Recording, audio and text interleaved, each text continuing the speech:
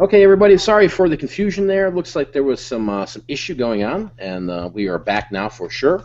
So hopefully you guys can stay tuned and check this out. I don't know where we left off at. Maybe somebody can remind us exactly where we left off at because we were still yapping for a while. But moving along with the show here, you know, we were talking about when I left, but I don't know where they got cut off at. So, Mike, I know you were talking about some percentages or something with Amazon. Maybe you can we can regroup the conversation from there.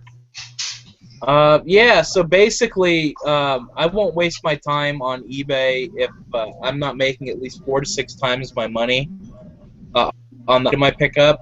With Amazon, I feel anywhere from maybe 2 to 5 times is generally the range I want to be in. I don't like doing that 30% ROI. I don't know. That's just how I feel because it's not really worth my time and money, because I deal with a lot of, small ball type items. If I'm buying something for, let's say, $4 or $5 and sell it for 10, I'm not making any money if I do it FBA because of all the fees. I break even, and I'm not in this to break even. If I sell it for 11 or 12, I make like $1 or $2. I'm not in it to do that either. The point is to consistently be making money, more money than you put out to buy the stuff you're selling. And that's, like, I treat it as a business. So 4 to 6 times on eBay, 2 to 5 times on Amazon. Yeah, I mean, just know your numbers. I mean, again, price points. There you go, price points. But it's simple mathematics. It's simple business. It's business 101. Make sure you know what you're selling these items for, because I truly feel there's a lot of people out there that just don't know. They just say, oh yeah, Ralph Lauren polo shirt, $6 ship, sounds fair to me. I mean, because if you think I'm crazy, just go look on eBay at some of the active listings, complete listings, and say to yourself, what the hell was the person thinking here? I mean, for real, I mean, I'm going to show some items here that I got, and, I understand that auctions is a different game. You're trying to engage, and you're trying to get people to bid up your item, but I don't know, man. I don't know. All right, so it looks like they said that we left off with Tyler. So Tyler, just a quick overview. Let's talk about your huge score with Plush, because we talked on the phone. You're like, oh my God, dude, should I buy these? You said you just saw the video last week about us talking about Plush. Dude, tell us your experience of what you did when you went to this garage sale and just completely destroyed it. Yeah, well, I mean, it's just amazing. Like, I know people out there, they bash the show and everything like that, and everybody's entitled to their own opinion, but, I mean, I was listening to the show on replay on Tuesday because I couldn't, I was out with some friends or something like that. I don't know what was going on. But anyway, I heard you guys talking about Plush, and so I kind of I was shipping and stuff like that, so I rewound it, and then I looked on there, and I'm like, okay, so I listened to it, and I'm like, all right, well, I haven't really done much with it. And then the next day, I had to take my dog over to the groomers, and I went through this little town, and there was a huge yard sale, and I saw all this Plush stuff, and I didn't really think too much about it when I first drove by, and then after I was done and the dog was ready and I came back, and I was like, oh, what the heck, I'm going to stop. So I got there and I'm looking around and I'm seeing stuff that was like new with tags, stuff from the 80s, 90s, and I just was like overwhelmed. I mean, if you saw the pictures on the Reseller Roundtable Facebook group, I mean, it was tables and a few boxes full of this stuff. And so I just got on the phone and I called Mike. I'm like, hey, Mike, what do I do? And I was telling him some of the stuff there. He's like, well, see if you can buy it all. And I'm like, oh, okay. So as I was taking the pictures to send to Mike to show him what kind of stuff was there, the lady came up to me, and she's like, I see you're taking pictures and stuff for somebody. She's like, I'm willing to negotiate. She's like, I want to get rid of all of them and everything. And she's like, I got like a huge box in the house. And so we went and took a look at that. And it was just amazing how much she had. And she's like, well, would you want them all? And I'm like, well, what was you thinking? And she's like, well, is $20 too much? And I'm like, well, let me see what I got. And I looked at my wallet. I had $18 left. And I'm like, all I have is $18. And I pulled it out, and she basically just like, all right, I'll take it. And like grabbed it out of my hand. And 9 huge trash bags later in a box, I brought home like 300 to 500 plushes, and it was it was just a weird experience. I just never thought I would get into selling stuffed animals and stuff, and it was all because of the show. And I pulled out 3 random ones just to look them up on Amazon. First one was selling for around $10 used. Next one was like 15, and the other one was like around 10, $15. So I was like, okay, there's just 3 right there, and there's 497 more to go. So. Dude, just incredible. I mean, there's there's opportunities everywhere, and if you didn't know about it, you might have just overlooked it. Same what we were talking about earlier in the other video, about the magazines or posters, and just I think it's nice to be well rounded with all these different items. Obviously, by listening to YouTube videos, looking at Facebook groups, looking and doing your own research for sure. But yeah, I mean, Peachtree Picker says it was a sign, Tyler, which I think it is too. I think everything in life is a sign. When you really truly look at it, it's just up to you if you see it or not. So, all right, so let's jump into some stuff here. Let's show an item here before we get disconnected or somebody hacks me again. And but before I do that though, all right, I want to set the record straight here with people. Resellers Roundtable, okay, is something that came out of my mouth that I typed on YouTube years ago when we were starting to make live videos, okay. And with these live videos, we were calling them Resellers Roundtable. And it was kind of a roundtable discussion, kind of a game show, which Tyler was on and a lot of others were on. And that name stuck, and then we stopped making those hangout videos. And then 2.5 years ago, I started a Facebook group called Resellers Roundtable. So for anybody to think that Resellers Roundtable is anybody else's group other than just mine, is smoking a pipe, right? And they need to be cleansed. So let's just make that clear really quick, all right? The group has never been anybody else's. It just didn't start 6 months ago. What, Mike? Not everybody smoking a pipe is bad. Let's just reiterate. No, I'm not saying that. But I'm talking about the crack pipe. Okay. Yeah, you got to be specific because the stoner people are awesome. Hey, I've got no problem with anybody. If you're smoking crack, you're smoking crack. I mean, obviously you have an issue, but I guess you might be an okay person. But this is the reality of it. And I just want to throw that out there because guys, I get knuckleheads all the time messaging me and posting me, you dude, how dare you do this? I'll do whatever I want to do. My God, I'm a grown man. Anyway, let's talk about this. Let's get to you, Mike Nagel, with your item that you want to show. What did you find recently? What do you want to show us today? All right, so I just picked this up yesterday at Goodwill. I spent $8 on it. It's really awesome. It's a tiki lamp. It's got a 25-watt bulb in it, and comes complete with the cord, and it has one of those flicker switches to control the lighting on and off, and then it's got a magnetic back to go in there and change out the light bulb and everything. This thing is awesome. It works. Scott and I were having a debate over it earlier today, whether I should keep it or not, or sell it, because it looks really cool. Keep it. Yeah, I don't think it's one of those mass-produced ones that I've been seeing on eBay all the time lately. I even did a little bit of research last night. There's some that look like this, but don't exactly have the same, specifications. There's a lot of soldering, and it looks like a lot of hand, it looks like a lot of handwork went into this, not just mass-produced or anything. Any marker on there? It says like made in Hawaii or made in Bob's basement. Yeah, look at that. It's just the lamp. It's awesome.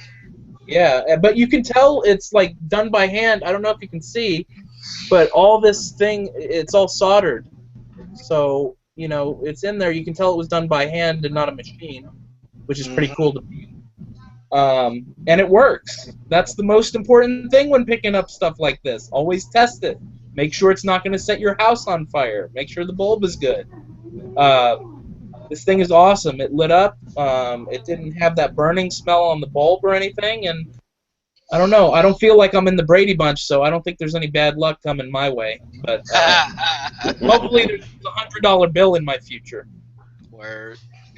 So overall, that there, is definitely an interesting item. I could see that selling really quickly on eBay or Etsy or even locally because, the tiki scene's in, man. I mean, tiki bars, tiki this, everybody wants to do tiki. But overall, you made a good point there. Test it, right? And I know some thrift stores you can't test items, but when with some, like I know Salvation Army and Goodwill, they have strip bars, right, where you can just grab that electronic and test it really quick. And I do that all the time. I mean, some of these thrift stores don't have returns, so if you're there and you find the electrical outlet, I don't care if you got to go to the bathroom with it, right? Test it and see if it works. I mean, sometimes with something like that, there's no light bulb, so it become a little difficult to do that.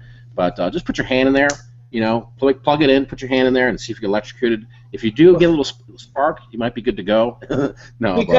Because I thought it was so cool. There's actually a Walmart in that shopping center where my Goodwill is, so I would have been willing to have them hold it and run down to Walmart and get a 25-watt bulb.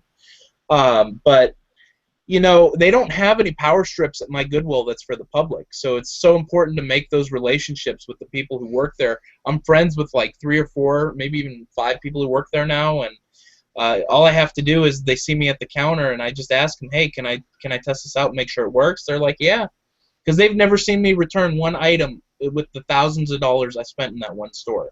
So they're cool with it. The managers are cool with it. I'm the only person, I believe, who they allow to test stuff because I've never seen them do it for anybody else. So making relationships is key. I cannot stress that enough as far as reselling. You want to make those relationships with the people who work in those stores because sometimes you get benefits that just regular shoppers won't get. For sure. So really quick, Mike, if you decide to sell that, what would you price it at? $100. $100. Awesome. All right, Scott. So what do you got to show us today? Well, sticking with the whole plush theme, I picked up some of these guys. Some Hog Harley Davidson plush. Got a little fall leather jacket on, front and back. See, got his little hat on, little fall leather hat. I got 5 of these. I paid $3 a piece for them, and I'm gonna put them on Amazon. Can I see that again, Scott? Sure. Oh, you're kidding me. That's a Harley Davidson pig? That's wild. Yeah. I found one of those the other day without the jacket, and I didn't know it was Harley. Yep. I left it. It's probably gone now. You think they're still worth money without the jacket? I don't know. I've never messed with these. I saw a couple listings of them for them on Amazon. It's a bunch of different designs, but this particular one, I saw one listing for. They were selling for $60 a piece used. Wow. On Amazon, and I'm gonna make my own listing because the pictures and the description and the copy on it was really bad. So I'm gonna take some really good pictures and make my own listing. I'm gonna send these in Amazon, and I'm gonna shoot a little higher than 60. That's one. What's up? Are they all the same or are they all different? Yeah, they're all the same. It's all little leather Harley Davidson piggy guys. And I mean, I love these. I love Plush because they're easy to process and they're abundant. You can go to any thrift store in America and find a Plush bin. Oh yeah. And you know what I'm saying? Any thrift store in America, any mom and pop thrift store, any chain thrift store, there is Plush there. And it's a lot of gems out there that a lot of people just look over. They just poo-poo it, And it's one of those niches where it's like it's not really that saturated yet, and it's definitely on Amazon. Well, it will be now that you talked about it, Scott. Well, it's as many plushes I see on a daily basis is enough to go around. My ebook to come out soon about Plush. I'm taking notes on you, Scott. I mean, hell, Tyler just picked up 1,000 for $18. That's enough. That's enough of them around. Here's a question, Andrew. How do you clean Plush if the musty smell? Honestly, I know this may sound crazy. I can tell you what I use. I mean, sometimes I just use straight Febreze, right? But it's the Febreze that has got the no fragrance on it. I've also been known to throw kitty litter in like a storage tote and let them sit in there for 24 hours, right? It takes it right out of there. What do you guys recommend? I do something that's a little more labor intensive. I get a pot of everybody heard of Fabuloso, the cleaner? Yeah. I put some Fabuloso in some water, and I started to boil. I get it boiling. I get some tongs, and I take the plush, and I let the steam get all over it. And it takes the smell right out. You know, as soon as I'm done, I put it in and close it up in the bag. And it smells like whatever Fabuloso smell you bought. I like the tropical punch smell, so I buy that one. Have you ever had a return? First, has anybody had a return with Plush? No, never. Neither have I. Never had a return on eBay or Amazon. Never had a return on Plush. I've never had a return either. Mike, what do you use to clean Plush, man? Anything different? I like the Febreze a lot because it even gets out cigarette smoke. And, you know, being a smoker, I can tell what that shit smells like immediately when I pick it up at the thrift store. Yeah. There's this other thing that I like called Ozium. It really breaks down smells and stuff. Don't put a lot on because it is flammable. That's kind of how I caught on fire back in January. So just use a little bit. You were cleaning Plush and you got caught on fire? No, I got that Ozium on my pants, and that's what the fire caught on. So you gotta be careful with that stuff. It's very flammable, so be very generous with how you apply it. But it does break down smells of any kind that are terrible, and it will get the smell out immediately. But yeah, I like the Febreze because it's less flammable. Nice, yeah. There's definitely good money in Plush. I think Tyler will test that once he gets the stuff sent to Amazon. But Tyler, do you want to show us something this week of what you found? Yeah. I picked this up just a couple of days ago. This is from 1980. It's a Pac-Man like candy jar, and it says Bali Midway on it. So I got two of them. They were $1.99 a piece from the local Goodwill. So I mean, that's one thing I do. I still like roam around other areas of the store where I don't, like the glass stuff I don't know a lot about. But when you see vintage like video game stuff or any advertising stuff, it still does well. I haven't been able to find an exact match on eBay for this, but I'm going to check Etsy later to see if there's anybody that's got this listed. So I think I'm going to keep one and just sell the other one. So, but yeah, that was something cool. I like finding that vintage gaming stuff. Heck yeah, that's an awesome find, man. I mean, you know, honestly, I mean, what do you price something like that at? I mean, it's just, for me, I don't think I'd take less than $45 for it. I mean, obviously you got to do your homework and research for the item, but yeah. How often are you going to find a Pac-Man jar? I mean, what was that even used for? Cookies? Probably. I don't know. Orders to play the game? It could be. Yeah. You can see some dude just wanting that and going, yeah, that's going to look really awesome next to my Pac-Man collection, you know, by their pinball, by their arcade machine. I could see it. And they'll pay money for that, so. Yeah, man cave stuff is good money. Yeah, for sure. I mean, it's just, you know, anything, man. If it's got subject matter to it, why not get it, you know? I mean, what'd you pay for that, Tyler, $1.99? Yeah. If that doesn't sell for you in a week or two, are you just going to go stay on the unemployment line? No. You know, so, I mean, when you're finding this stuff out there, obviously we don't have the luxury of finding a Plush for $18, but the stuff's out there. The opportunities are everywhere, all right? They're everywhere, and you got to know your price points, so for you guys that are still playing the game. All right, so anyway, all right, I want to show you guys this. You know, I keep talking and getting hyped up about video games because there's a lot of money in video games, and there was a question that was in the Facebook group about talking about Q4 and video games, and really it's this, and overall is that they sell fast and they sell for a profit. They sell for more than any other time in the year, and they honestly sell in Q1 for the same kind of volume compared to Q4. So look at these as opportunities, right? Whether it's you buy it now and you're going to flip it right now, or maybe you say, hey, it's not every day I'm going to find something like this, so maybe I'll just hold this off for Q4. And there's nothing wrong with that, right? There's nothing wrong with holding inventory for a higher price, because you can flip like Super Smash Brothers, right, for $28. Yeah, it's going to sell immediately, right? But did you know it'll sell for $60, $70, $80, $90 for the cartridge all by itself in December when you're the only FBA seller there? You see what I'm getting at? There's a lot of different strategies to Amazon that, you know, it's either buy now, fast flip, or, you know, maybe hold it like an investment, right? I look at reselling in a lot of different ways, and one way that always sticks in my mind is investments. Everything that I'm doing is like I'm investing money into this stock, this commodity, and I'm really invested in the video games. So I'm going to show you two games I got here, and I sniped both these on eBay. Here's a G.I. Joe NES, complete in box. Condition is really nice. I mean, almost like new condition. It's got the manual. Look these up. This G.I. Joe, a Real American Hero. They're pretty. I'm not saying they're rare, all right? Because I know there's a lot of video game guys that watch me, and I've never said that I was a video game expert. I just sell a lot of games, and I do know certain games go for a lot of money. This is here. Okay, is this rare? Is this uber rare? No. But if you go just do the history right now and look on eBay or Amazon, I don't think you're going to find too many complete in box here. So I got this for 18. I'm not going to sell it for less than 80. You'd say I'm nuts. I'd probably get maybe 100 for it down the road in Q4. But something like this, when it's out there, it was just looking at me on eBay. Buy me, Mike, buy me. So I bought him, right? So G.I. Joe. This one here, okay, again, I know there's a lot of video game people out there, but I hit a home run on this, all right? Okay, so here it is. Bases loaded, 4. Not bases loaded 1.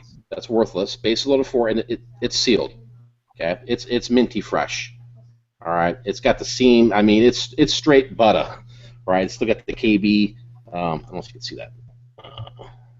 Anyway, it's still got the KB toys. I used to love going to that store when I was a kid in the mall. Again, what is this worth? Obviously, we can always say it's what somebody's willing to pay for it, Mike. That game's only worth $50. Why am not selling for $50? All right, and I could be way off base here. I think $300 to $400, $500, possibly on this, because go find it in sealed condition. You know, they're just not out there. They're not out there on eBay, and there's none on Amazon. So again, this is me gambling. This is me investing. I don't think this is a gamble for what I paid for it. So, you know, again, you know, is it rare to find sealed NES games? Kinda, sure, yeah. But you know what? When you find some that is just the cartridge alone in this game is like $40 on Amazon. So I don't know. I dig it. I dig finding stuff like this. This is interesting for me. It makes me money. Some of this is fast flips, something like this. Yeah, I would love for this to sell tomorrow for $500, but I'm not going to get rid of it for $150 tomorrow. You see what I'm saying? I mean, anybody who knows video games, I mean, I think it's pretty dope.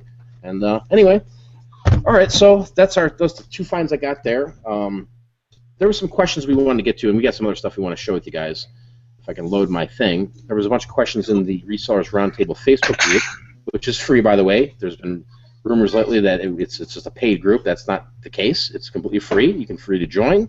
All we ask is follow the rules. If you don't follow the rules, you will be removed and you'll be spanked and put in a corner. All right? And there's a whole Facebook group dedicated for the people that got spanked. Trust me. And they cry about it all the time. So if you go in there, read the rules. Right? No spamming. Get along with others. Play nicely. Shake hands.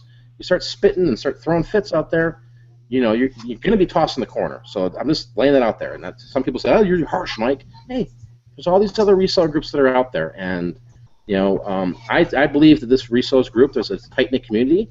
There's people that are looking to learn. There's people that are looking to get educated. And there's people that are looking to be around like-minded people. So can't say anything bad about the group at all. It's just amazing. We just hit over 5,000 members. So anyway, there was Jose had a question here. Talk about vintage car parts. He says he's crushing it with vintage car parts, and I've sold some in the past. Not very much, I'll be honest. I'm not an expert with car parts, right? But the ones I've sold, I mean, I've sold vintage Camaro, Mustang parts that I've seen at like garage sales or flea markets. I sold a lot of Harley parts. They do really well. I've got none right now, you know. I know there's a lot of people that sell this stuff. This is their full-time job, and you can make a lot of money on it. Again, I'm no expert talking about this. I know, Mike, you know a lot about this, don't you? Not so much the vintage, but like the modern car parts. I've done a lot of work with those. I've done work with Harley parts. Harley Davidson parts go for a shit ton of money on eBay. Those things are still moving and rocking and rolling. So, you know, eBay Motors is still making people money. But once again, it's still not where it was at 2, 3, 4 years ago. But you can still make a decent amount of money per month on there if you're just doing auto parts. I did that. You know, I consulted full time for a couple of the biggest eBay Motors companies that, you know, came on right when eBay Motors came out. Set them up. You know, took care of the accounts and everything. So, I mean, I've literally seen how much money can be brought in doing just car parts, and it's astounding. Yeah, I could see it too. I mean, where else are you going to go online to get them? I mean, there's a lot of websites that are out there for auto parts stores. You know, what I always think of when I'm driving by, like here, I was out today. I scrapped a bunch of metal that we had sitting inside the house, and I'm like, oh, I got to go over that way anyway. And I was never in this part of town, and I'm driving through this area next to the scrapyard, and there's this. It's actually called like antique junk, like restoration. The place is huge. All these old cars. And I'm just thinking, man, that's gold in there. If I can get my hands in there and run around and sell some of the parts in there, because there's a guy that's in our Facebook group who sells the car clocks and does really, really well selling vintage car clocks. Right. Cars. And I know he does pretty well with it. But, yeah, in terms of crushing it, yeah. I mean, Jose's saying he's just loving it. He's rocking with it. And it works. So why not? If you can find that inventory cheap and make money, yeah, go for it, right? A lot of those things that are smaller parts, they could just be shoved in a medium flat rate box. And again, go explore eBay Motors. Go take a look at what's going on over there. You might have the greatest niche in the world right next to you if you're next to one of these Salvationers, boneyards, right? These boneyards of cars. You never know. There's people all over the world looking for parts to replace their antique car or their '78 Camaro, right? I mean, maybe they're looking for the knob. And you go to the freaking the place, and how much the knob, bro? $2. You sell it on eBay for $40, right? Crush it, kill it, destroy it, right? So yeah, hopefully that answered your question. I know it wasn't really a question; it was just kind of like talk about vintage car parts. I just don't know much about it. So here's another one here. This is a really good question. It's from Charlie. Working part-time and making full-time monies. Tyler, I know you were doing a lot of stuff with the camp stuff. And are you full time, Tyler? Or you got some other stuff going on? As a reseller? Yeah.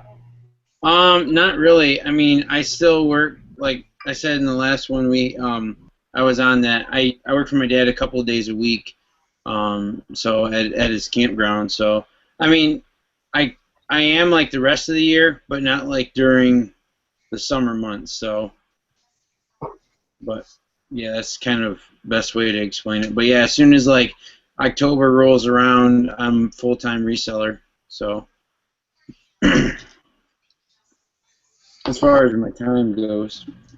Yeah, I mean, so let's talk about that here because there's a lot of people that are, from what I see in this reseller world, they've got their job, they got their full-time job, they got their hands in all these different directions, and I think that, there's always been that talk of, I'm full-time. I want to be full-time. I need to get a warehouse. I need to get a chauffeur, right? I need to get this, and this, that. I need to be a baller, right? And it's just not. It's like it's like we were like rap videos, right? Where we're just like pimping. It's like the Reseller Shenanigans video the one time where it's like resellers think they be like this, and they're just balling, throwing hundreds in there, right? Yeah. And it's not. That's not the case, right? There's a struggle. There's all different things that take to place, but realistically, if you have a full-time job, you could make full-time money doing this part-time. It just depends on what you're finding.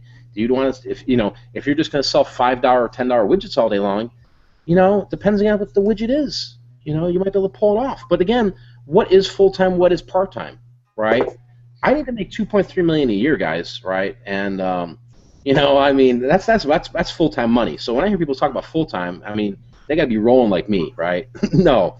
You know what I'm saying? It's like, what is a good living? Who knows? What makes you happy? You know what I mean? It all depends on the part of the country you live in, too. Yeah. I mean, what is full-time money? I guess when I hear it, it's like the money that pays your bills. Does it matter? Do I have to disclose it to anybody? Do I got to hear super YouTuber? You need to tell us exactly what you're doing. We need IRS forms. We need this. We need that. We need to get fingerprints off your kid. No, I ain't bound down to anybody, right? Nobody should do that. But the point of what I'm saying is this, right? People can make $40,000 a year doing this and really have a nice lifestyle. Then there's people that can make $20,000 and do this, and they still have a full-time job, and all of a sudden their $20,000 in their e-commerce, their reselling money, tax onto their overall thing, right?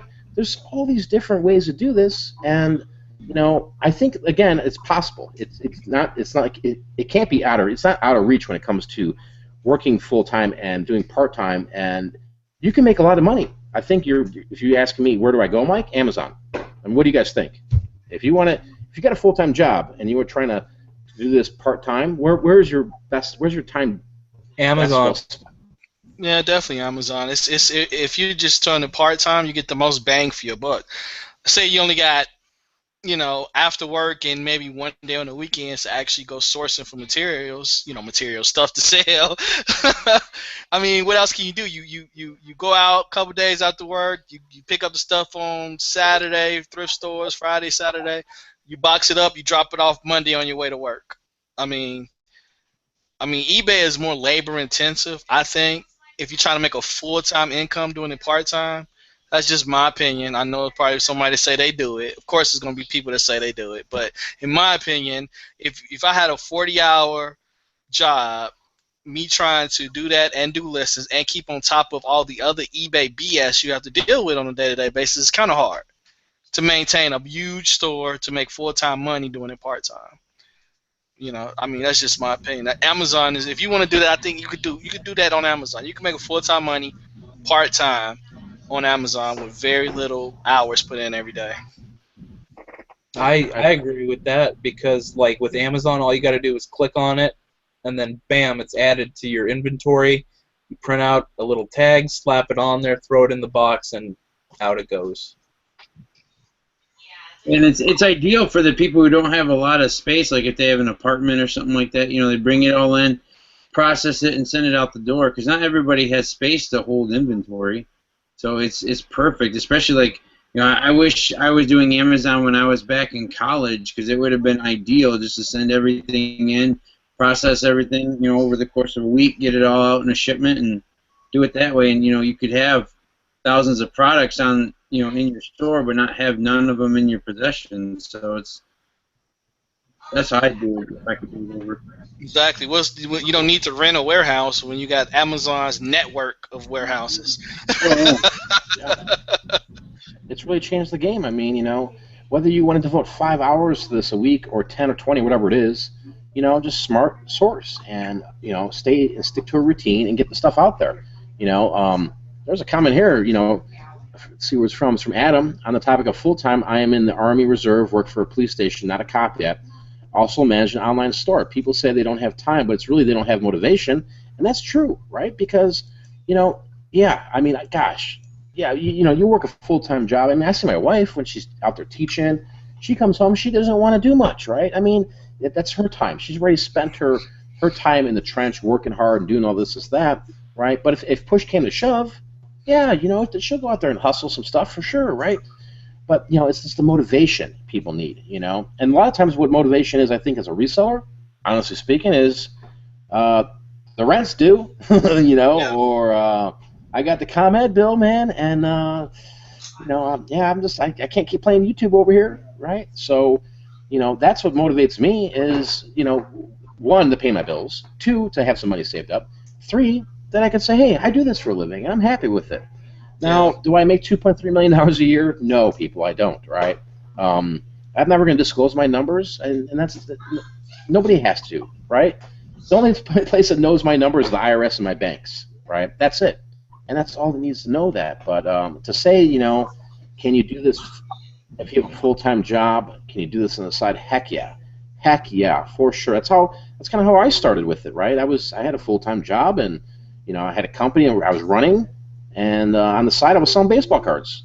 That's what I was doing, and I did it as a hobby, honestly, and it turned into, oh, wait a minute. Started scratching my head, saying, man, I could probably just quit my job or close down my company and do this. And it's just up to you guys. I mean, I think there's enough information out there for anybody to go out there and be dangerous and go out there and make money. And it's just up to you and how much motivation do you have, how much will do you have to keep going out there and doing it, right? And how many boxes do you want to fill a day, for Amazon? How many do you want to do a week? How many items do you want to list on eBay? Set And goals. this probably right here, this is probably the biggest question that gets asked the most about part-time. When should I go full-time? Blah blah. It's the same. It get asked a lot in different ways. I've thought about this for Mike. And to me, being full-time, it's a quality of life thing too.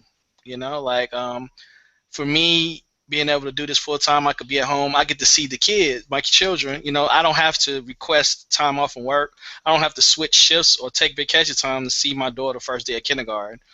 or make sure my oldest daughter get to college. I mean, I work on my own time, my own schedule, and that's some of the things you don't really hear people talk about a lot, but that is one of the biggest benefits of being your own boss is you make your own schedule, and you don't miss out on stuff like that. So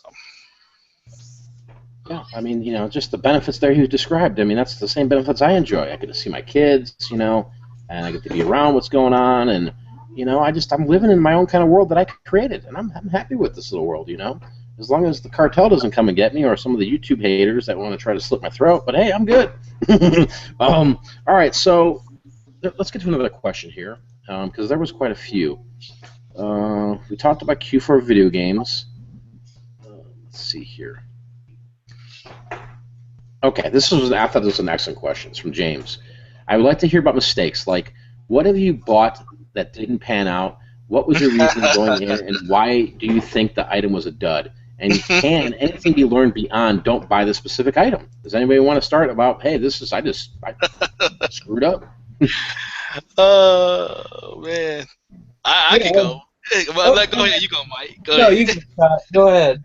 Well, I talked about this a little bit, and when we did our the Resellers Roundtable, I did the little Q&A thing we was doing, and it was last year. I bought a bunch of Oreos, and it was a bad buy, a really bad buy, and I bought some at first. It looked good. I thought I did the research, but I got caught up in what JL said. I got caught up in that the shiny object syndrome. I saw all I was looking at was how much I was spending and how much money I was going to make potentially. And I went in a little bit, and then I went in deep, really deep, and I got burnt. You got burnt on it, and it's a lesson learned, and it sucks. And that one thing I learned is and that taught me a valuable lesson about Amazon and a valuable lesson about groceries in general. Is that Amazon it's a great way to make money, but it's real volatile, and you have to be very, very careful. Lucky for me, it wasn't a lot of money, but it taught me a valuable lesson about research, about trusting my gut, thinking instead of just looking at what's in front of me and not looking at the bigger picture about what's going on. But that's just part of being a reseller, man. If those mistakes like that, you make those mistakes and you learn from them, and you don't never want that feeling again when you make a really huge bad buy. And it's like growing pains. It sucks, but it's something it's hard to explain to people, but when you experience it, you know it, man. It sucks. It sucks. What about you, Tyler? I saw you shaking your head. Well, there was a product a couple years ago during Q4 that I bought, and it was doing really well, and I was like, okay, I can keep buying these out, and I did, and then that race to the bottom, the product just tanked, so I was stuck with all this product, and I did sell some of it last year, but not nearly as much as I did the year before. It was a Duck Dynasty thing, and I think 2 years ago at Christmas, like all that stuff was like really hot, and I was like stuck with all this Duck Dynasty stuff, and I still have a few of it left, so I've made a lot of money on it, but it's just that I hate seeing stuff like that sitting around, and it's like, okay, I'm not really making anything on it, and so yeah, it just sucks. So if you're doing it, don't get stuff like that too late before Christmas, because then the price tanks, and then you're stuck with all this stuff. Oh yeah. What about you, Mike? I know you got one. All right, so with me, I had bought a bunch of dog stuff for eBay, like dog clippers and the shears and the cat clippers for the nails. It was hot on eBay for a while. By the time I got mine, it really died down, so I figured I'd flip it into Amazon. I was one of the first people to send it into Amazon, and I was selling at the beginning a little bit. I had maybe 40 or 50 pieces total, and one by one, I noticed each one was turning into an add-on item on Amazon for FBA.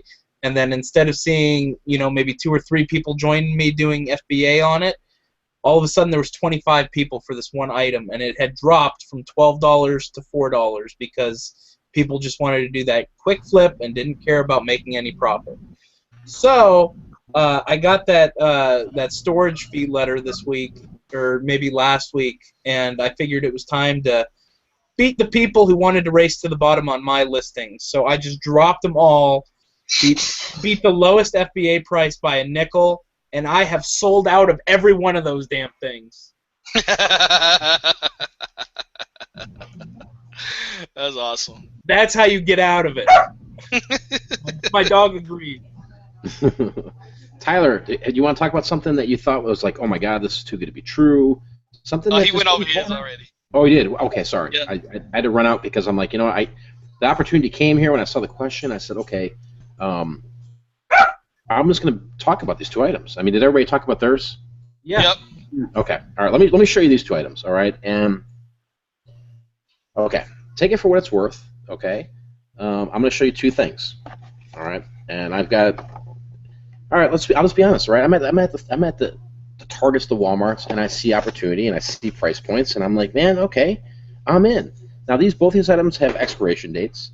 They had great ranks, and it was once I got my stuff over there, it was the race to the bottom, and there was no money in it. It was just like, oh my gosh, what am I going to do with this stuff? So one of them is this disinfecting, like it looks like eye care solution, right? I have. If anybody ever needs this stuff, it's expired now. But I had to get it sent back to me, and I didn't want to get destroyed because I still think I could sell this locally to people. And I don't know, maybe that's not unethical, but people buy stuff that's expired all the time. But I went in pretty deep with this, and I couldn't make a profit from it. So I said, let's send it back. Maybe I could just get a dollar or two out of them. And that here. Now this one here is going to be kind of controversial in a couple different ways, and you know, my kids are in the room here, so I'll just show you what this is. And, you know, there's a lot of talk of, oh, dude, you just go down that aisle and you'll just find these and you just start making money, right? And I haven't even bought the larger size.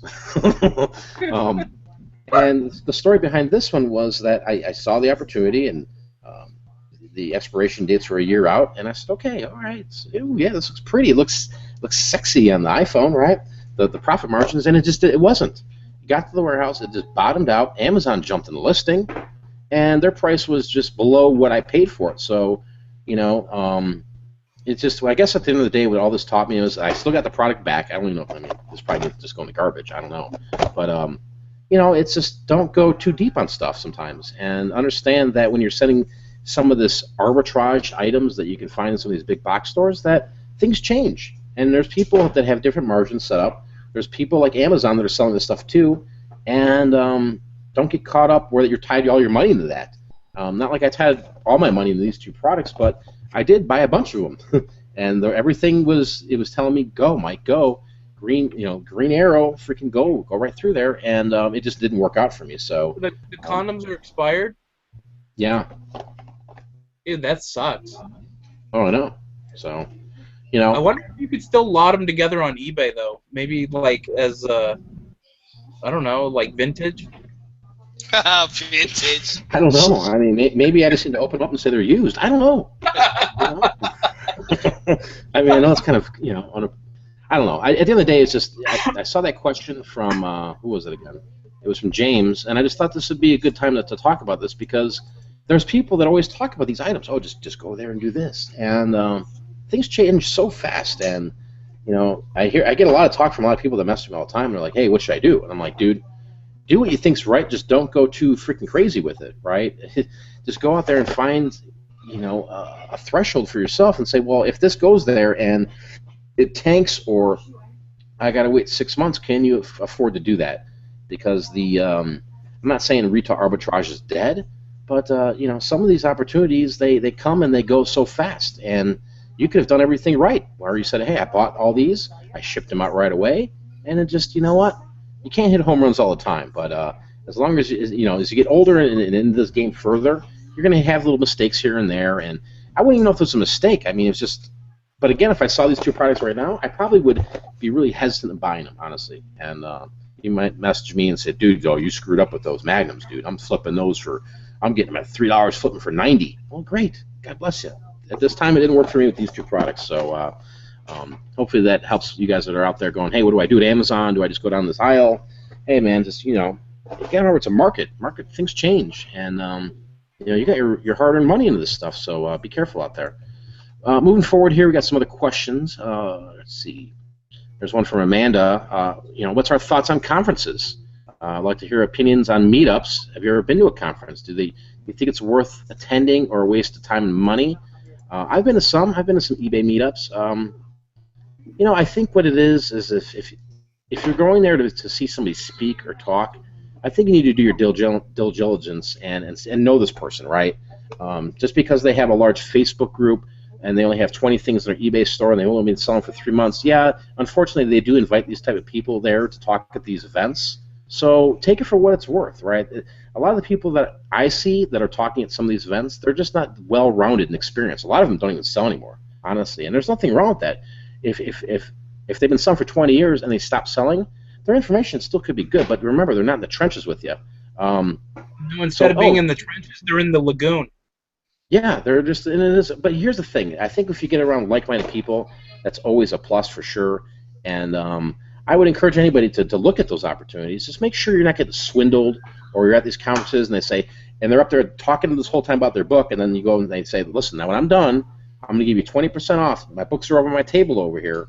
You know, make sure the reviews are good with this book or whatever, right? I mean, you see, I mean, people can swindle people all the time, and sometimes, honestly, conferences, they're designed to sell. That's what they're there for. They're not designed to, you know, like some people, this will change your world. You'll come out of here tap dancing like Danny fucking Kaye. No, I mean, you know, you're gonna be sitting there going, you know, hey, what do I do? And there's new people and there's experienced people going at this, but you got to be really careful, right? You know, take it for what's worth. Go to one. See for yourself, right? I mean, if you want to go watch Tony Robbins talk, go ahead. If he motivates you, that's great, right? You know, just see what it is and see who's the lineup is.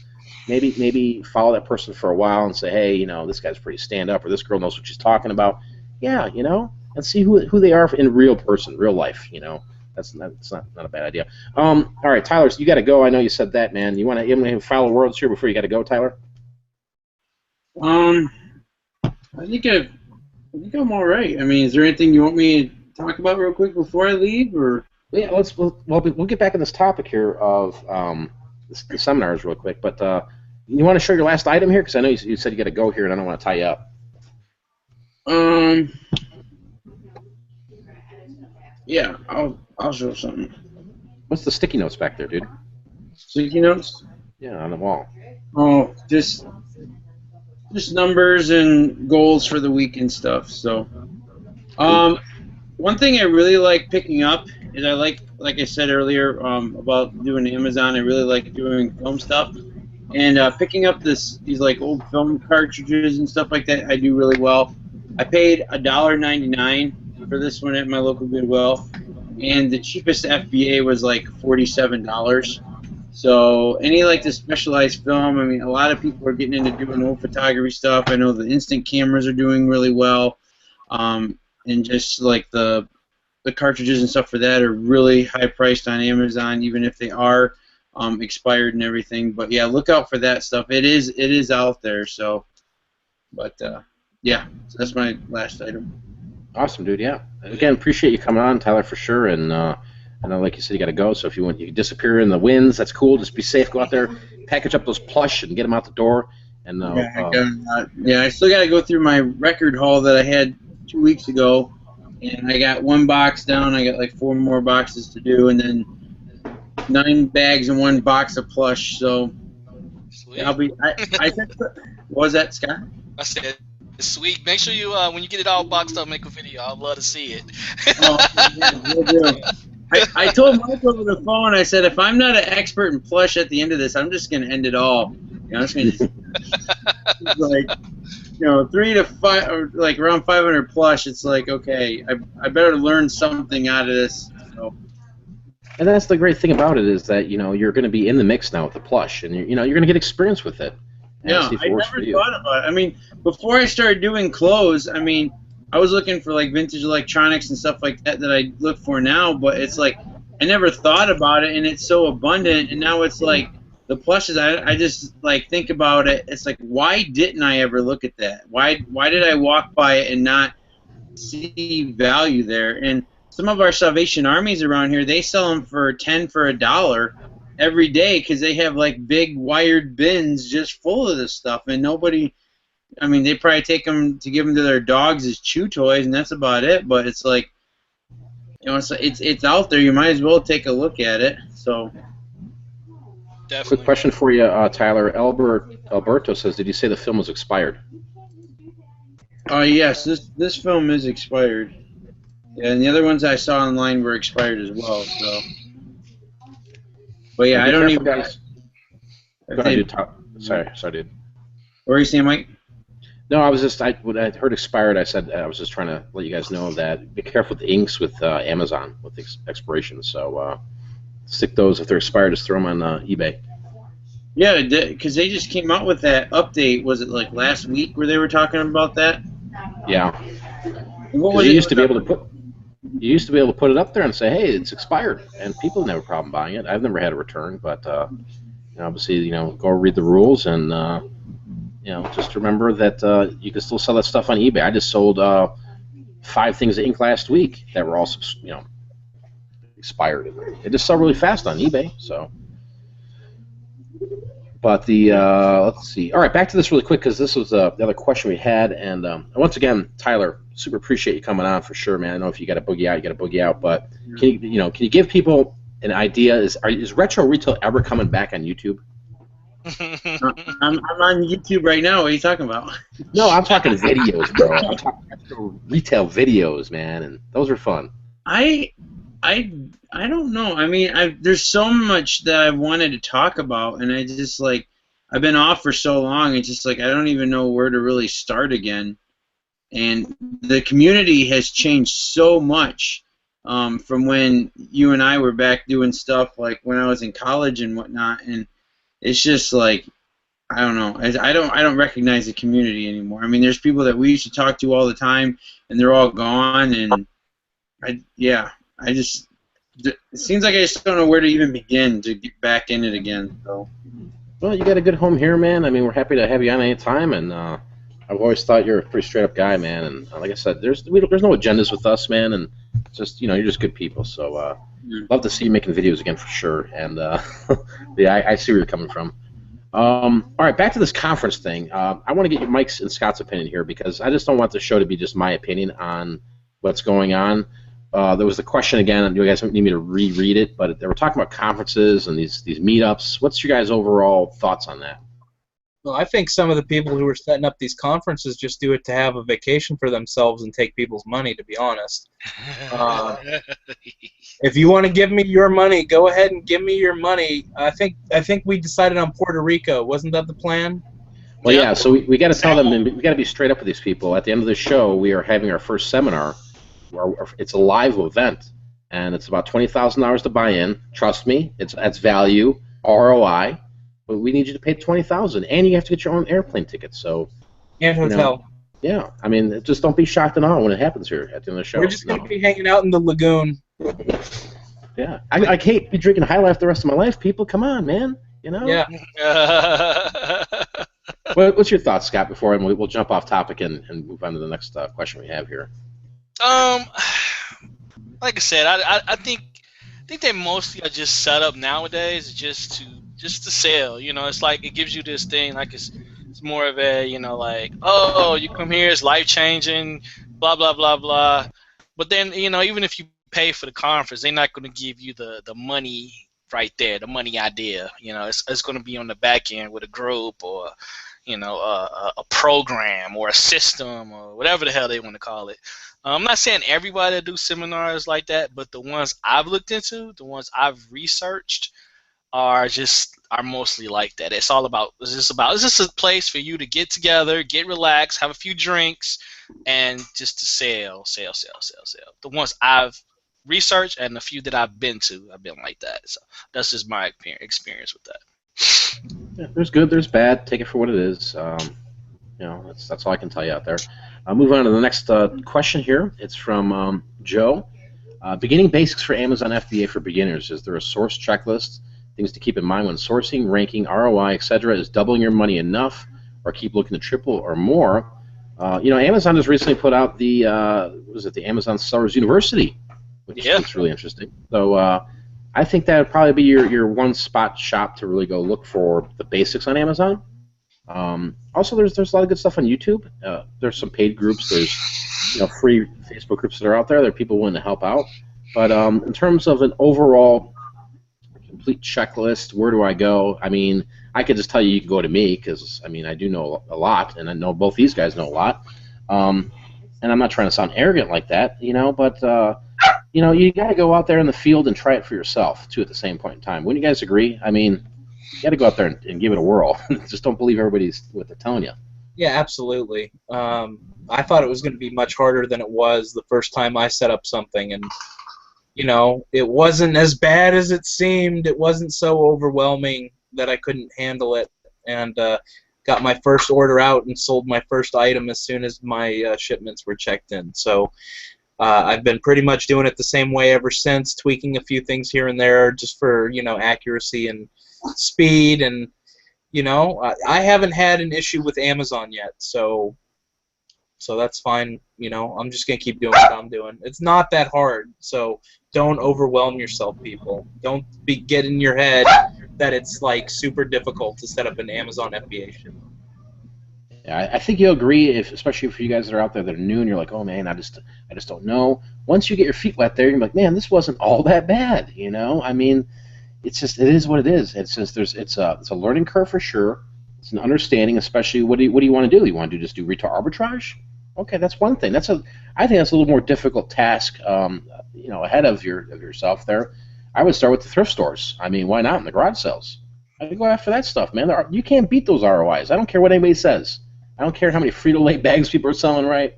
You're not going to be able to freaking get the ROI when it comes to whether it's sniping products off eBay, whether it's freaking going to the garage sale or the thrift store and finding Polaroid cameras that sell for $60 instantaneously. I mean, you know what I mean?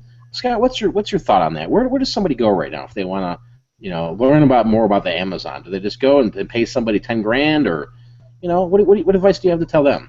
I think you hit it right on the head, Mike. You gotta the thrift stores are like your best bet, because you can't beat the return, and it's in the beginning when you first starting off, you have to focus on those high return items. You can't play the dollar into $8 game.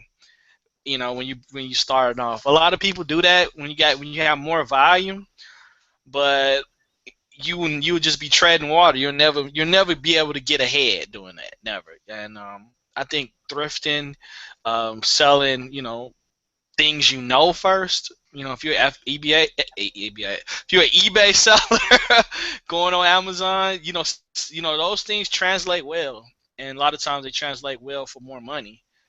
So I mean, do things first. Yeah, just take it, step by step, day by day, and maybe go outside the box a little more. I mean, to the people that are doing eBay and they've been just thrifting all of this time and they're just doing nothing but eBay over there, yeah, it's kind of intimidating. But I can't tell you this enough. You got to go out there and try this, right, guys? I mean, I'm telling you, Q4, Q1 is just amazing on Amazon. The stuff that starts moving, stupid plush sells, Beanie Babies, everything sells. Video games, it's like a free for all. You start seeing by your phone when it's like December, and you're like, get my shipment checked in, and it gets checked in, it goes pending. There's no greater feeling like that. And then when it all goes shipped, dude, and you get the email, and it's like, you can have 50 emails just pop at one given time, boom, it's just sold out. It's an awesome feeling, and like guys, I've always said this, that you can sell for every one item you sell on eBay. I don't care what you're selling. You're gonna sell 20 or 30 at that same time frame with Amazon. Wouldn't you guys agree? I totally agree with that. I agree with that too. It's a whole different platform, and it's hard to get hardcore eBay people to see that. I mean, it pretty much happened yesterday. Like this coloring book I found, I sent in like 10 copies, and they all blew out within one day of being checked into to the fulfillment center. So, I mean, it does happen.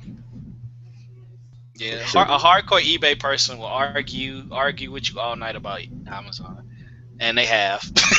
Yeah, and you know what? Nobody here's bashing eBay. This isn't the No, eBay definitely bashing not bashing. show. I mean, there's money on Definitely eBay. I'm not. still selling stuff on eBay. I mean, there's just other opportunities that are out there. There's Etsy. I want to address this question real quick. Mark says he's got this Polaroid camera. Should he sell on Etsy or Amazon? Yeah, you could sell on Etsy, Amazon, or eBay. They'll sell on every one of those platforms. Keep in mind that Amazon fees are higher, so there's buyers right now for Polaroid cameras that are on eBay and Etsy that will buy your stuff within a couple hours if you're priced right. I've seen stuff real quick on Etsy as far as those Polaroids go lately too. Yeah. So, I've been selling a lot more on Etsy personally, like super quick, and then it's in demand. There's these guys just gobbling them up, these big corporations or whatever. I don't know what they're doing, but all right. Get Lit says, Mike, I have some nice Sony and Fisher electronics used mint. Should I sell them on eBay or FBA? It's up to you. All right. I believe with some of that product that's really nice condition, there's a huge market for that stuff on Amazon. All right. I think you're going to get more top dollar for it on Amazon. It takes just a little work because you got to package and send it to Amazon. Okay. But from my experience looking at different like Sony and Fisher electronics, they always seem to go higher on Amazon, right? But they'll sell definitely both on both eBay or Amazon. I just think you're going to be able to get more bang for your buck. I mean, Scott, what's your thoughts, dude? Electronics. If you go to the thrift store, dude, or you're at a flea market and you see these receivers, right? What do? Do you go, ooh, that'll sell on eBay, or are you going, hey, let me look at the model number. Maybe there's a listing on Amazon, or I look at electronics specifically just for Amazon. I've sold them on eBay, and I know people will say this is they've done it differently, but I always have issues. Even if with it's like with the seller or the shipping or something like that, or I just don't get the amount of money I want. I love Amazon for electronics. You make sure it works right, you box it properly, and then Amazon will handle it. And a lot of times you'll see something selling on eBay for $25 and it's going for $200 on Amazon all day, every day. So hey, that's how I feel about it. I look on Amazon first every time. Yeah, that just happened with me too. Like I found a vintage pair of Sony brand new headphones that like fold up and stuff. They're going for like $70 or $80 on eBay. They're going for, well, I'm the only FBA guy on Amazon, but like merchant fulfilled, they're going for like $179. So I put them up for $200. So there's a giant price difference on some stuff. And that's also an amazing opportunity when you see that price difference from eBay to Amazon and you say, I sent that in and it's sold pretty fast on Amazon. Oh, cha-ching! Let me just go back on eBay and buy it from the other fools. Yep, right? I mean, it is. I know it sounds crazy, but that's kind of how I did with the NES games. I would have never thought years ago that selling video games was primo on Amazon because they do really well on eBay. Don't get me wrong, but there's holes in the cracks, just like with any product or any piece of clothing or anything you're talking about. There's always a low price to it, and I just think there's more opportunities with Amazon in terms of bank. But why do I think I forgot who asked this question, but let's address it in terms of why is Amazon so much better than eBay? Well, I don't think it's a question of that. I can give you my 2 cents on it, but it's the question of why is it the #1 e-commerce site out there? Because they have superior customer service skills, right? And they do have respect for their sellers, unlike eBay, right? You have very, very high standards on Amazon compared to eBay. eBay just lets every monkey come in, right? They really do, and sell garbage to people. Now, again, eliminate yourself from this conversation. 131 of you right now. I'm not talking about you. I'm talking about the monkey business that we see sometimes on eBay, of the bad sellers, the new sellers, or whatever they are. They're just they're doing it and they don't care. And I think that everybody comes to this channel or anybody that comes to Facebook groups, we have an understanding and we want to provide somebody some value. That's why we sell these products like these bases loaded, right, for what we want for it, and we're going to ship it out in a timely manner. There's so much shenanigans on eBay Right, and then there's the merchant fulfilled aspect on Amazon. There's some shenanigans there. You buy something from somebody, 15 days later it shows up. Come on, man. Amazon Prime, you can't beat that service. 2 days? A lot of times it gets here in a day for me. So, but again, there's different products that sell on different platforms. But if as a seller, I mean, I got screwed out of a $500 piece of software. It's totally screwed. And the guy that bought it for me, he was a reseller and had his own e-commerce site, but he wasn't smart, right? Old Mikey had to find out and do some homework on him because I'm like, man, I got screwed out of $500. Who's this buyer?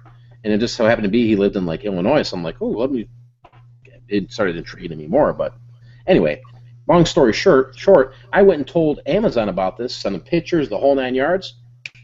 24 hours later, boom, here, Mike, here's your $500 back. Sorry, man. Yeah. Okay. eBay, no, dude, eBay doesn't protect me. eBay doesn't protect me at all, right? They don't protect me at all. They have my competition all over my listings, right? They want to yell at, scream at me. They want to ding me for low DSRs on shipping and because I didn't tie my shoelaces right. I mean, you can't. As eBay has grown, it's become like some kind of craziness where there's always just another rule that comes into play that really just affects the seller. It's not about it. They portray it as, well, it's the buyers. We just love the buyers, and they do love their buyers. eBay for sure, right? It will be okay, sir. Go ahead, Mike. It will be okay, sir. Yeah, it'll be okay, sir. Don't worry, we're gonna have a supervisor call you in 24 hours.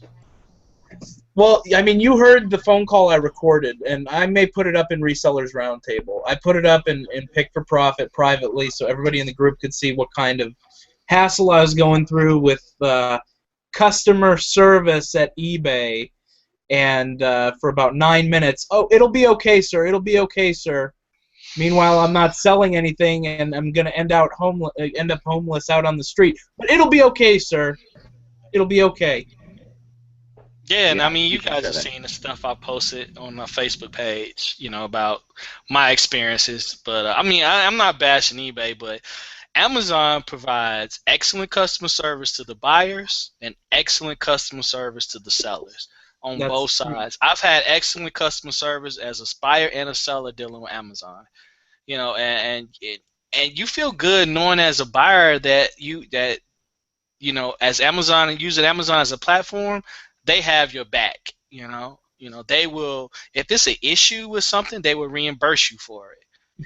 They will look into it for you. They will take care of the issues for you because they want you as a seller. I don't know. A lot of times, I mean, I don't feel that way with eBay. And I get Profit Boss said, like Griff said. Yeah, exactly what Griff said. Yeah, But like, but eBay is just it's hard as a buyer. I mean, as a seller. I don't care what anybody says. I don't care any statistics or anything what Griff says. It's hard as a seller. I mean, you every transaction could be your last potentially selling it on eBay. And what kind of I mean it is what it is. I mean, shit.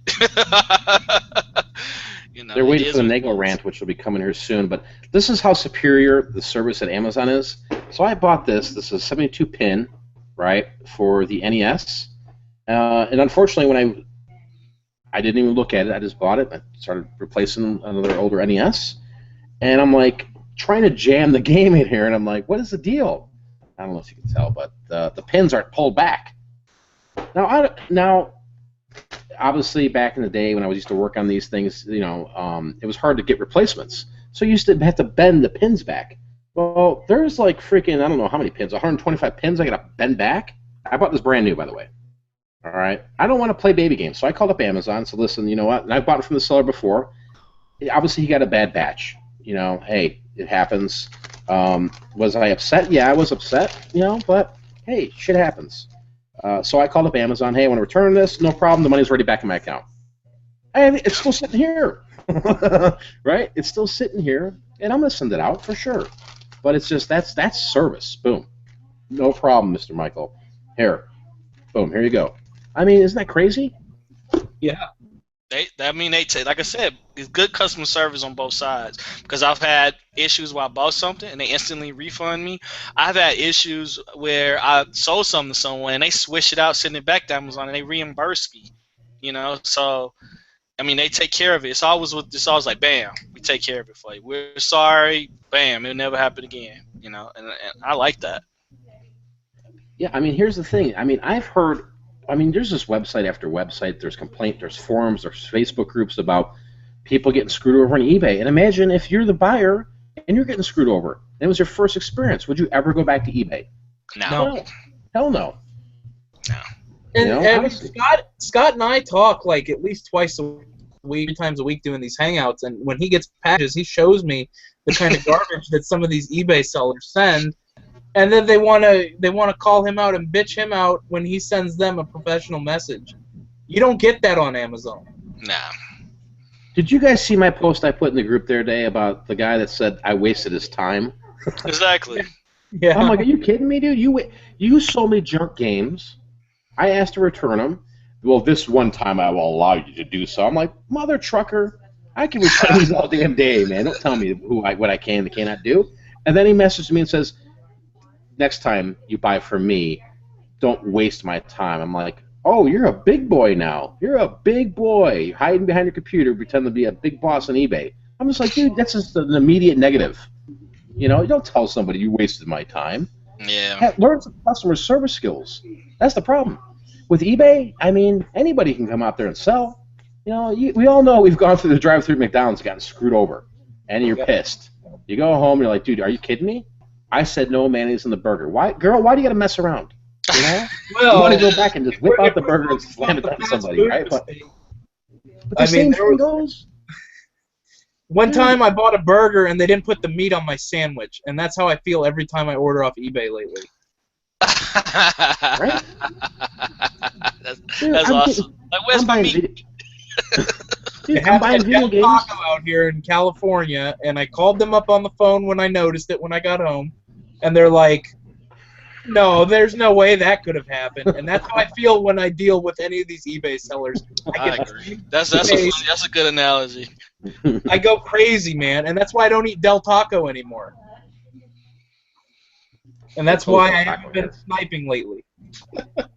Dude, it was, okay, for another little quick rant about sniping. You know, I've been sniping these video games, and the people tested and working great condition. I'm like, hey, great. Maybe I don't have to do the work. I get it, dude. It's like it was sitting in a freaking pile of mud.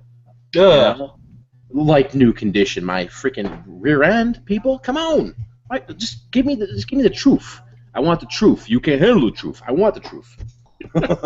All right. Did we show our second item yet? I know we're yet. Wait, can we hit this one question real quick, Mike? Because I've seen it asked a couple times. Yep. And in the group too. And he's asking, I think is Play Killer. Like, what's a good number of products to have in your FBA inventory for consistent sales? Great question. What is it? I mean, depends on what you're selling. I mean, you want to be able to sell enough of that item to make a profit every time, right? You know, some people will say all you gotta do is send 500 books in, and you'll sell half of those in a month. It depends on the ranking, you know. I think what you want is a mixture of what I always talk about is the fast moves and some of the long tail, because some of that longer tail sells. I mean, I sold a Harry Potter board game a couple days ago, $75. Dude, it sells on eBay for $30, but it was ranked 200,000. It's literally sat at the warehouse for about 12 days and it's sold. All right. It's hard for me to really give an answer to what the question is because I don't know the answer to that. Inventory is so different, you know, and I could send in stuff that just sells immediately. But I think, you know, you got to think volumes too, right? You got to look at your 75 items and say to yourself, what are you getting from that? Are you only getting, what's your sell-through rate on those, right? You got to use that same mentality. What's your sell-through rate on these? Are you only selling 3 things a week? Well, that means maybe beef it up more, or maybe add something else that you're missing. Maybe get ungated in another category. I mean, what's your guys' thoughts? I mean, it's been crazy since, like, I dropped those pet products all the way under to the bottom of the FBA list. I sold out of all of them in about a week and a half, and by doing that, I got more views on my store, and I have literally been selling about 3 to 4 things a day since then, except for FBA Day. That was the only day I didn't sell anything. Yeah, you can't. I mean, if you just want to throw 5 things in a box or list your first 10 things merchant filled, and after a week and say, "Yeah, these aren't selling. I give up." You didn't even give it a chance yet. Yeah. You know, you you got to keep feeding this monster, this freaking beast, and see what it works for you. See what it does for you. That's the thing. Amazon works for you, right? I mean, you're on the same page as your competition, and there's obviously advantages to doing other things like a repricer. Maybe you're selling books and you're 75 books. There's nobody. Every time you go to look at your repricing it, you're getting beat by 10 cents every time. You know, there's so many variables. But Scott, what's your thoughts on that? Do you need to have a million items there, or I don't know? Nah, I think that in the beginning you need to really focus on the quality of the items you're sending in instead of how many items you have in the warehouse. I think a lot of people see these boxes of people sending stuff in. Oh, I'm sending in 9 boxes. I'm sending in 300 pounds. I mean, that's all well and good, but it may not work for you, and you don't know what they're sending in. They may be sending in 300 pounds of books or 9 boxes of, I don't know, whatever widget they're selling. Yeah, pillows. You need to, yeah, whatever. You know what I'm saying? Don't get caught up in the numbers game. That's a lot of people look at it, think eBay is like Amazon, like list. Amazon, you need to make quality buys. Quality buys. It doesn't matter how many it is. You just got to make quality, smart buys. It's not It's not really a numbers game. Of course, the more stuff you have, the more customers you can draw in. But you need to really focus on quality ways to spend your money instead of how much stuff can I get in the warehouse every week. You know, because that's a losing game. And in my opinion. Generally, when I send out, like, when I do one shipment, I'll have between anywhere from like 100 to maybe 215 SKUs, and a lot of them are much smaller items, though, so I can fit them in 2 12 by 12 by 12 boxes. I don't try and do these gigantic boxes full of stuff. I try and make it easy on me because I don't want to have to make multiple trips in my stupid little convertible to try and get out one FBA order.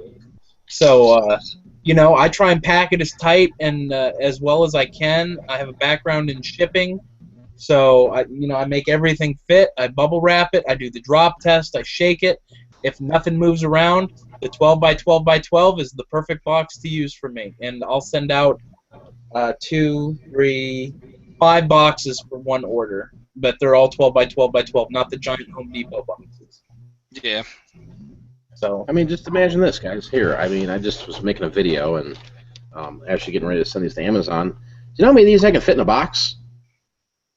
a lot. You know what I mean? Quite a bit. So, you know, just you know, again, you know, when you see these pictures of people, what's in the box? You know, it's like Brad Pitt. What's in the box? What's in the box? You know, we all want to know, but nobody ever wants to tell us. You know, I mean, that's the thing, and you know, nobody has to tell anybody what's in the box. They're proud of the pictures. You know, they're you know, hey, look what I put out today. Awesome, right? Great.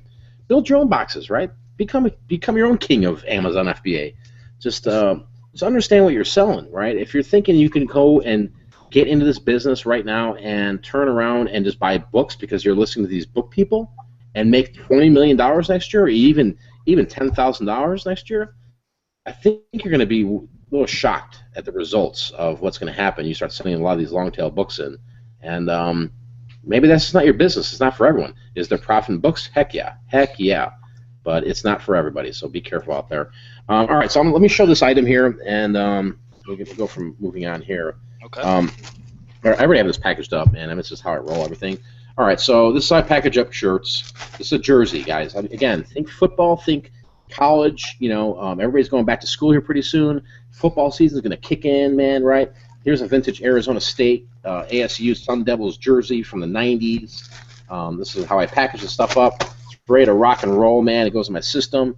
But I'm telling you guys, if you're at the thrift stores and you're not looking at jerseys, you got to look at them, right? Or at the garage sales. These things sell pretty nice. I mean, it doesn't matter what jersey it is. Some jerseys, they all have like price points, but at the same point in time, some of the stuff is just awesome, especially the vintage, right? There's nothing special with this. This isn't starter. This isn't an officially licensed, gear here, but this is $30 to $40. Somebody, I guarantee you, within 60 days will buy this on my Etsy store, and it will be gone, all right? Because these universities, these colleges, man, have such a huge following, and the freshmen that are coming in there, they're going to want to go to the football games, man. They're going to want to party. They're going to want to tailgate, so they need gear. Some people go, hey, man, all right, I'll buy the shirt everybody else is wearing. Some people are like, hell no, I'm going to go rock the vintage. And that's where people buy from me. So, you know, anytime you see jerseys or anything football-related, any jersey related, period. Football, basketball, soccer, it doesn't matter. There's good money in them. I mean, when you, Scott, I know you do a lot of jerseys. Yeah, definitely. I don't do much clothes anymore, but I can't pass up a jersey. If I see it and it's something in my wheelhouse, I gotta buy it. You know, I have to buy it. I can't Yeah. pass it up.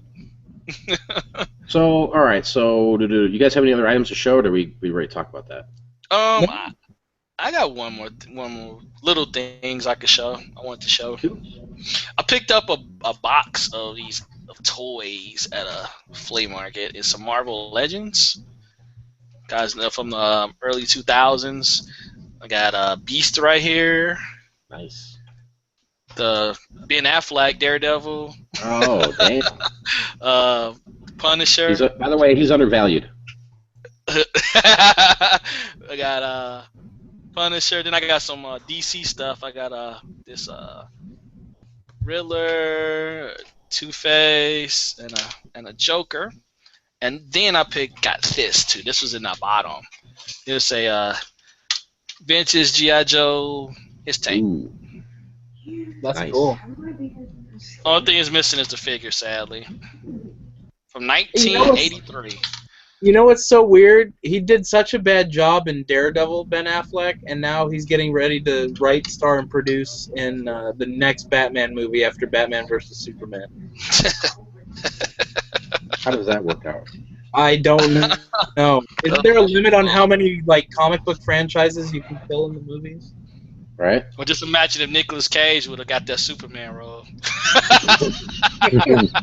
Oh. So, Scott, where do you sell those at, dude? You said they're recent. What are you doing? I mean, obviously, I'm just. Where are you selling all those figures at, and where are you selling that vintage G.I. Joe truck? I know this may sound crazy, but this is what I plan on doing with the Hiss tank.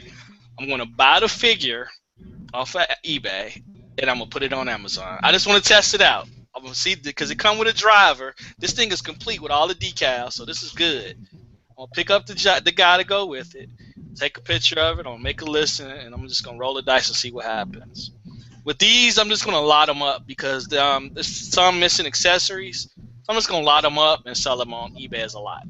But this, I'm gonna roll the dice on it and see what happens. Because the Hiss tanks on eBay, I don't sell for much. But a Hiss tank with the driver on Amazon, I may be able to get $100 for it. Who knows? We'll see. What was the figure to that? Was it a Crimson Guard? No, he was just a Hiss driver. I think he wore the all red. Okay, that's right. That's why I was getting confused. That Crimson Guard, I think, was all red too. Yeah, I think he wore all red. I think that was him. But yeah, I'm gonna see if I can get him cheap on eBay, and then we're gonna roll the dice. I might have one for you. I'll have to talk to you about that. Okay. There's somebody asking, how do you get ungated? It depends on the categories. You can get ungated yourself for sure. If not, I mean, you might need some help with it, or you might want to try it on your own. For me personally, when it comes to clothing, I didn't want to mess with it, and I tried. Well, I did mess with it many times, and I just couldn't get to go. So I just talked to Brandon, which is in the Resellers Roundtable group, and he does ungating, and he does it really well, and zero complaints out of me with him. Knows his stuff for sure. But Mike, you want to show the last item here, and then we're going to get into. First, are we going to get into the rant? Because there's got to be a rant here. We'll do the rant when I give my closing statements. We'll hear my rant because I'm still a little pissed off. Okay, all right. I think that's why people come to this channel sometimes. They just want to hear the rant. Scott's been hearing me bitch about it all day today, and I've heard the rant. I've heard the rant already. This is the item I picked up. It's called Handbell, made in Japan. It's I believe vintage. There's no date on the box. It was $5. And I scanned this for Amazon, and it is going for $39.99 in used condition. Some of the bells are still wrapped.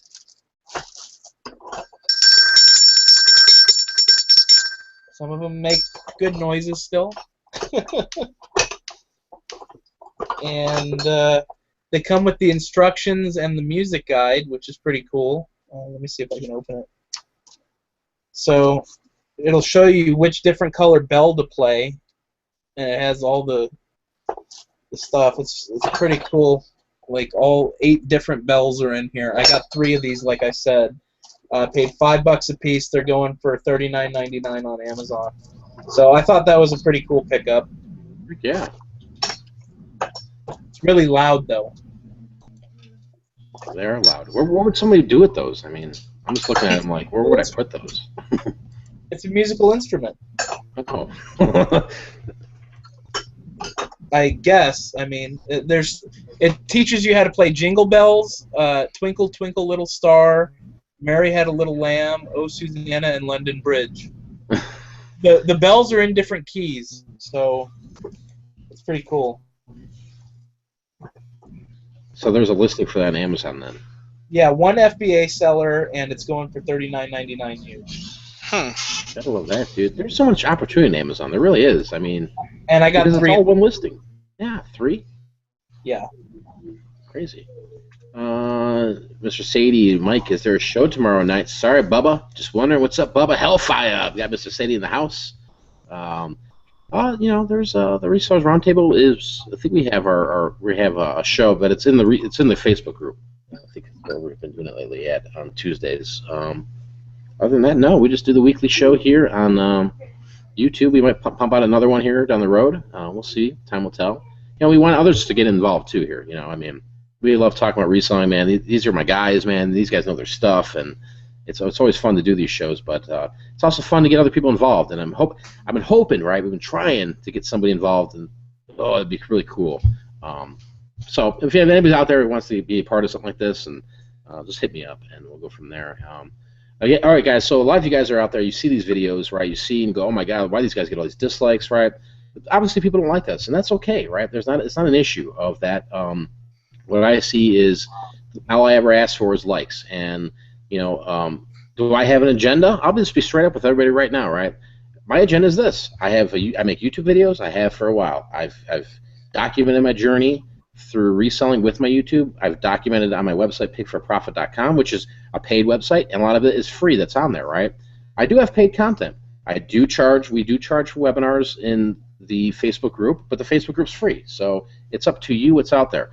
Is moving forward, is there coups, is there agendas? There's nothing of that nature going on. We're just people that go out and talk about reselling. There's no right hook or left hook coming that I know of yet. I mean, but at the end of the day, right, I love doing this. I love communicating. I love doing these hangouts, these live shows, and there's no agenda, right? Again, the group, the Resellers Roundtable, is completely free. It's growing every day. There's a lot of awesome people in there, man. I mean, it's just amazing, and there's rules, guys. So if you can't follow the rules, I mean, just because you are a reseller or just because you make YouTube videos or who you think you are and you think you're above and beyond the rules, you don't get a free pass. I mean, I don't care who you are. I don't care if you've got 50,000 subscribers or you've got sold out 50,000 webinars. It doesn't matter. Rules are rules. So it is what it is. But again, I really appreciate you guys watching here. If you could just do me a favor, hit the thumbs up button. I'm sorry for the interruption on the earlier here today. And Anthony wants me to shout out his YouTube, but I'm not doing that because Anthony will get immediately 100 haters, so we're not doing that. Maybe the people that want to learn about Anthony's new YouTube channel, please let me know, and I will talk to you about that. But I think people are waiting here for some shenanigans. And hashtag shenanigans. Yeah, here it comes. I mean, Mike, what do you want to talk about this? Hashtag pipe bomb. Pipe bomb. So what's bothering you, Mike? Let's just get it over with. What's bothering me, man? I don't know if we have enough time in the day to talk about what's bothering me. Shit. Well, I woke up today. It was a beautiful morning. My birthday is Thursday, so I woke up. It's Monday. I'm really happy, getting stuff done. I log into Facebook, and lo and behold, I am banned from a group on Facebook. But other than, bitching and whining and complaining about being booted from a Facebook group, I'm not going to cry and piss and moan about it. It's just the fact, and that's what happened. I know who booted me, and I know he's a bitch, and he booted everybody else in Resellers Roundtable out of there too. And I know there's people from that group watching. You're a bitch, and I'm calling you out because you're a bitch, and I don't give a shit what you say to all your friends, okay? Okay? Because I'm really pissed that you have to hide behind a fucking computer to do your dirty work. You couldn't DM me personally, even though we were friends on Facebook, until I mysteriously got booted from your group. So the bottom line is, you're the only person I'm after now. I don't give a shit about any of these shenanigans on Facebook. I don't care about the YouTube bullshit. You are on my list. And I'm not going to stop until you're exposed, okay? Let's see how you like it when the shoe is on the other foot. Dude, you should just be a freaking wrestler, Mike. Enough of this. That was some nice. Dude, that was freaking classic. Was that a good promo? That was, dude. I felt like I needed to watch that was a one-take. That was a one-take promo. That was a one-take promo. Nice. That's some nice mic skills. I love it.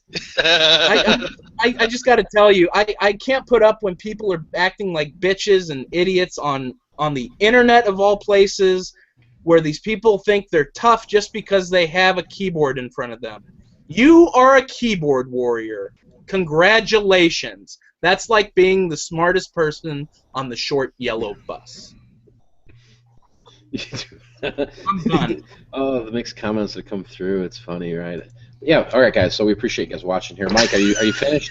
I'm done. I'm good. I got that off my chest. I'm gonna go get some more Taco Bell. Yeah. And then... Classic WWE, man. Right? Just slam it down. Bring it on, sucker. Bring it on. Pull out a gun. Oh my god. Dude, yeah, Jerry Springer shit. Yeah, dude. This is honestly, you know what? Let me address this comment here, right? Yeah, a lot of stuff lately with this whole YouTube thing, and it's all community. We're all of us a happy bunch of family, running around, and come on, man.